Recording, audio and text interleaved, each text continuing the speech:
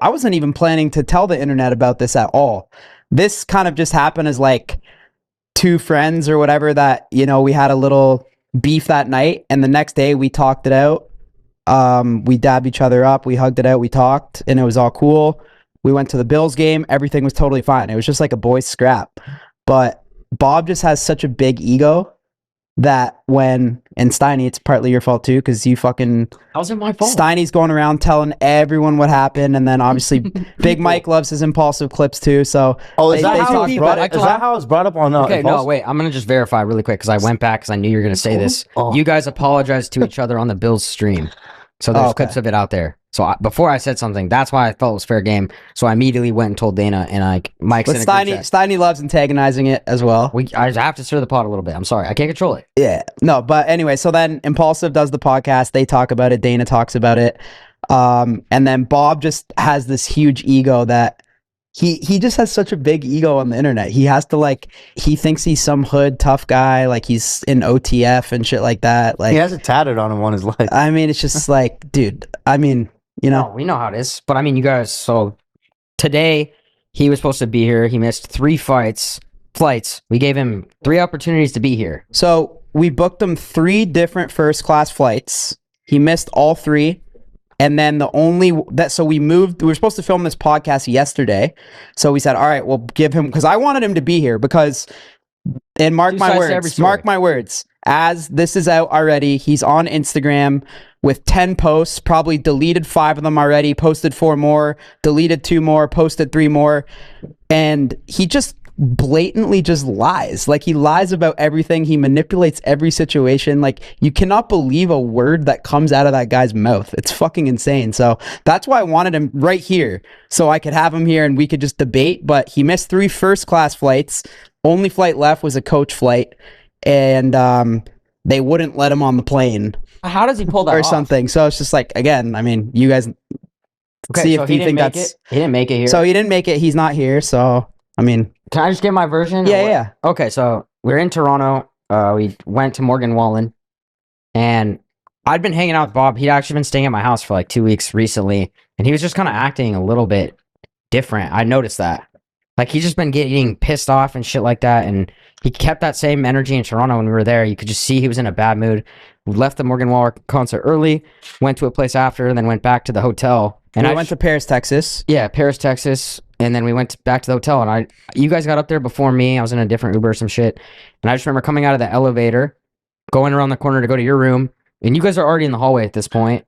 And Bob is noticeably pissed off, and like we're all kind of intoxicated, but he's notably pissed off.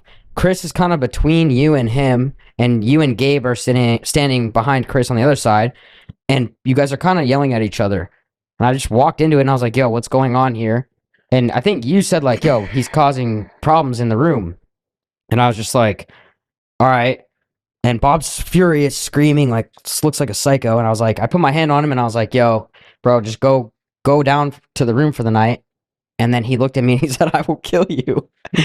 And I was like, what the fuck are you going to do? I don't know why I said that, but I did say that. And he shoved me really hard. And I, like, slammed my head against the door. I was like, what the fuck? And then I was like, damn, am I actually going to have to do this? And then you kind of got upset, and you started throwing a little bit. And the first couple, like, I'm not going to lie, you missed. Like, there were 2 misses. I remember 2 misses over the top. Because Chris is between you guys, overhand, too. right? Yeah, that was the first one. But Chris is between you, so it's hard to even hit him. And he's not... I think Bob was kind of, like, shocked that it escalated to this point, and he was actually... You know, it's easier to talk, and then when you're in the moment, you got to actually do it. But he swung twice, you missed. We kept going out, and then on the 3rd punch, you connected, like, probably right here, and you hit him pretty hard. Like, it was a solid connection. I was like, holy shit. I'll be completely honest, too. I mean, yeah, I would rather see the tapes. I want to see the tapes. Than to speak on the actual fight, I would rather see the tapes. We're trying our best to get the tapes. They won't release the tapes unless we get a police report. So I would rather to speak on the fight itself. It wasn't a fight. It wasn't a fight. It was a punch in the face. Yeah, it was a punch in the face. So to speak on that, I'd rather see the tapes than to like say something. The one point I will make is that Chris being in the middle, like it got to a point where he kind of like wasn't like he just was keeping Bob away. So Bob didn't really have a chance to go back. Like, I would have been like, yo, Chris, like, get out of the way. Let's just do it. Like, put the gun down, fight like a man type mentality. And he was in the middle. So it did make it a little different. And then after you hit him, I was like, yo, go in the room.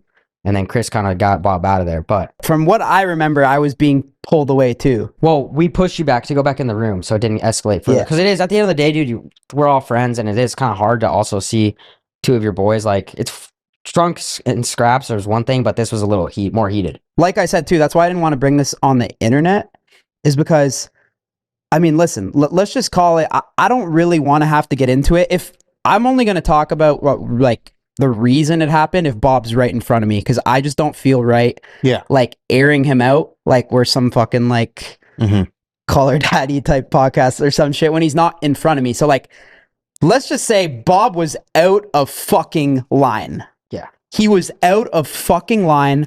I'm not going to get into detail about what that means unless he wants to come and sit here. But he was severely out of line.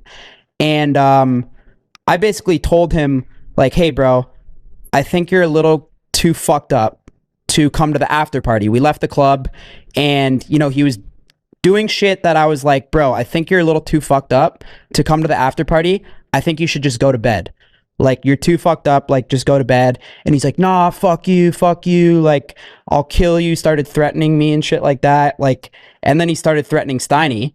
Thank you. Right? Yeah. No, that was real. I appreciate that. And I was just trying to help him because I was like, bro, you're fucked up. Like, there's also like girls around too. Like, I was kind of looking out for him too. And like some of these girls we didn't know, like a lot of them were friends we know and we trust. Yeah. But some we didn't know all of them. Nah. So I was like, dude, I don't want you to like, you know, like what if these chicks are going to be taking videos of you and shit like that? I was trying to look out for him and be like, bro, you're just fucked up. Like, go to bed. Yeah. But he didn't want to hear it.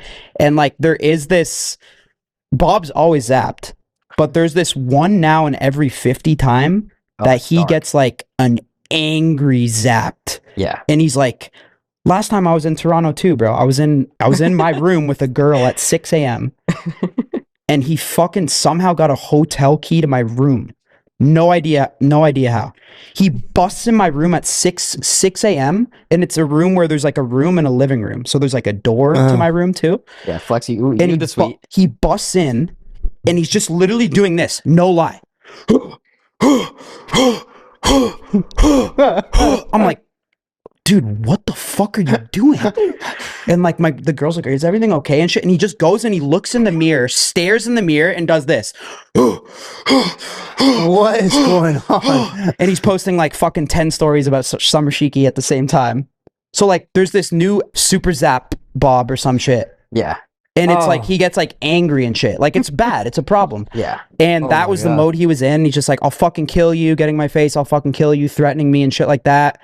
And he was just running his mouth. And I was just like, dude, like, stop. And then when he fucking grabbed you and like pushed you. Yeah. Dude, I just fucking socked him one time. Like, yeah, that's it. Well, like.